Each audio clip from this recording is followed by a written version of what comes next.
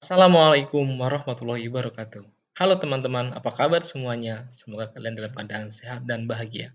Baik teman-teman, pada kesempatan kali ini kita akan belajar mengenai manajemen sumber daya manusia pada subbahasan perencanaan sumber daya manusia. Nah, nantinya kita akan belajar mengenai tahapan-tahapan perencanaan sumber daya manusia dan apa saja halangan dan rintangannya, serta capaian apa saja yang diharapkan dalam suatu organisasi mengenai sumber daya manusia itu sendiri.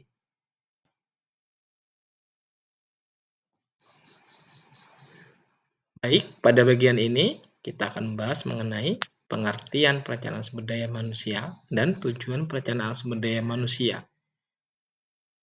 Pengertian perencanaan sumber daya manusia adalah proses untuk memastikan organisasi memiliki jumlah dan kualitas sumber daya manusia yang tepat pada waktu yang tepat dengan biaya yang efisien. Intinya adalah bagaimana perencanaan sumber daya manusia itu bisa maksimal, perusahaan yaitu mengukur dengan jumlah dan yang dimiliki di waktu yang tepat dengan alokasi yang tepat. Berikutnya adalah tujuan perencanaan sumber daya manusia, yaitu untuk mendukung perencanaan tujuan organisasi, mengoptimalkan penggunaan sumber daya manusia itu sendiri, sehingga mampu mensukseskan visi misi dari organisasi tersebut.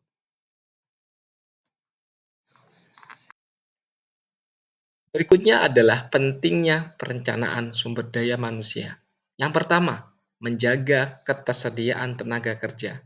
Maksudnya adalah bagaimana perusahaan menjaga jumlah tenaga kerja yang ada di perusahaannya dengan jumlah calon tenaga kerja yang akan masuk di perusahaannya. Jangan sampai terlalu banyak tenaga kerja di perusahaannya justru tidak berimbang, berdampak produktif pada usahanya, atau sebaliknya. Berikutnya adalah efisiensi dan efektivitas organisasi. Di sini yang dimaksud adalah bagaimana ketersediaan anggaran pada perusahaan untuk menggaji jumlah karyawan yang ada. Jangan sampai terjadi ledakan jumlah karyawan dan berdampak terhadap kesehatan keuangan perusahaan itu sendiri.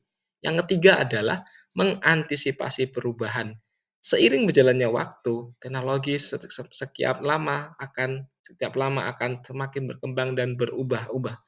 Mengingat sekarang teknologi AI mulai menggantikan satu persatu sumber daya manusia. Di sini perusahaan juga harus bijak dalam menggunakan teknologi dan pemanfaatan sumber daya manusia.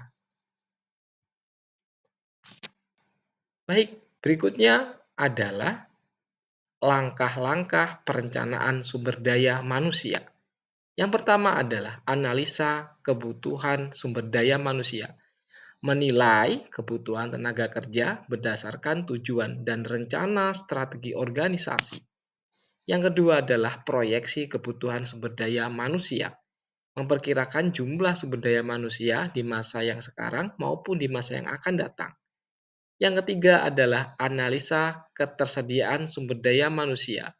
Di sini yang dimaksud adalah bagaimana ketersediaan sumber daya manusia, baik secara eksternal maupun secara internal. Yang keempat adalah identifikasi kesenjangan, yaitu untuk menganalisa kesenjangan antara kebutuhan dan ketersediaan sumber daya manusia. Yang kelima adalah rencana tindakan.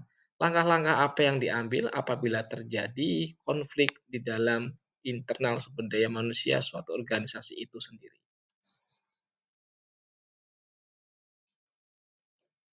Selanjutnya adalah strategi perencanaan sumber daya manusia.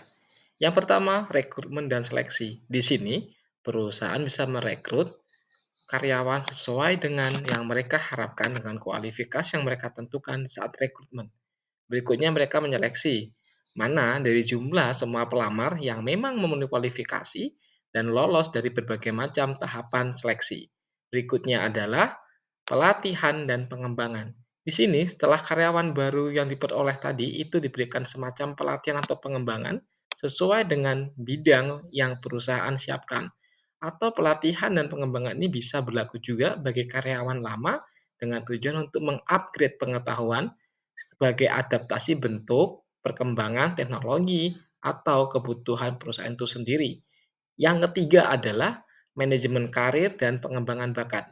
Yang paling penting di sini adalah bagaimana perusahaan mengatur manajemen karir karyawan dari yang karyawan awal, pertengahan, atau di akhir sehingga karir mereka jelas, sehingga ada kepastian membuat mereka nyaman dalam perusahaan itu sendiri. Dan berikutnya adalah pengembangan bakat. Jadi, setiap karyawan memiliki potensi yang berbeda-beda. Perusahaan perlu melakukan perolingan satu sama lain. Pertama sebagai bentuk penyegaran, yang kedua adalah untuk memperdalam bakat masing-masing dari karyawan yang ada di perusahaan tersebut.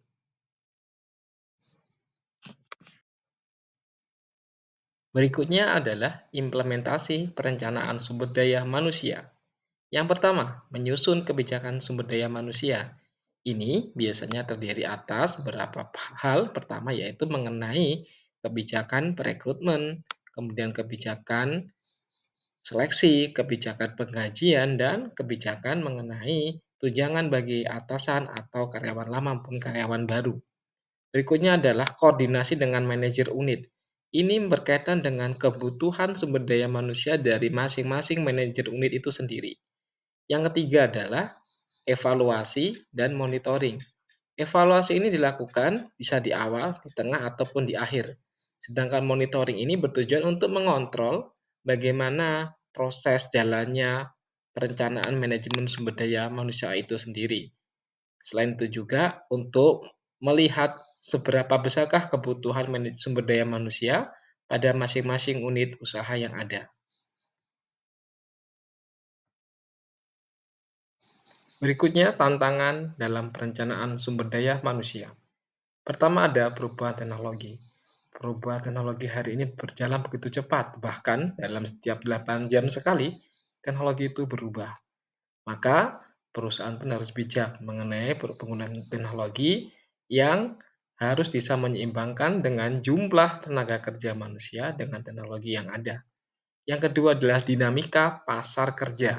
Di sini berkaitan dengan tarik-menarik sumber daya manusia yang potensial yang biasanya menjadi rebutan banyak perusahaan karena sumber daya manusia tersebut mampu memberikan dampak kemajuan besar bagi perusahaan itu sendiri. Berikutnya adalah isu demografi. Ini berkaitan dengan penuaan karyawan-karyawan yang ada di perusahaan itu sendiri dan keberagaman generasi angkatan kerja berikutnya. Yang keempat adalah kepuasan dan resistensi karyawan.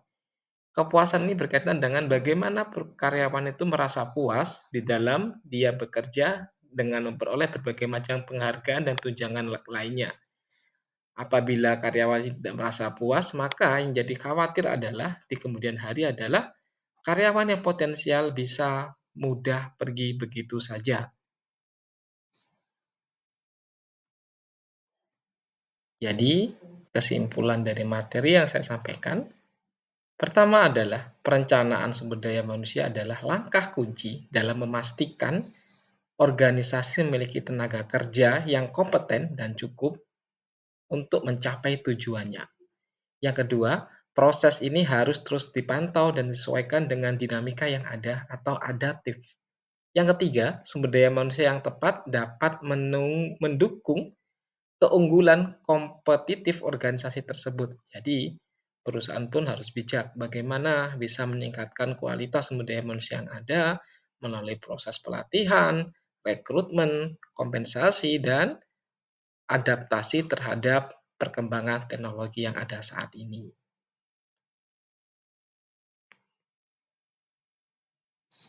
Berikutnya, yang terakhir, ini adalah penugasan. Penugasan ini diberikan untuk menguji sejauh mana pemahaman teman-teman terhadap materi yang telah saya sampaikan.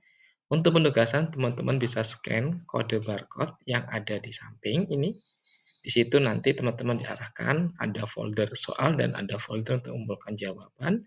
Silahkan dikerjakan, semoga diberikan banyak kemudahan.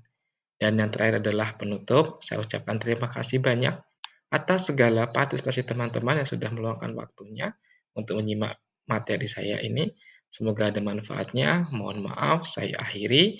Bila taufik wal hidayah. Assalamualaikum warahmatullahi wabarakatuh.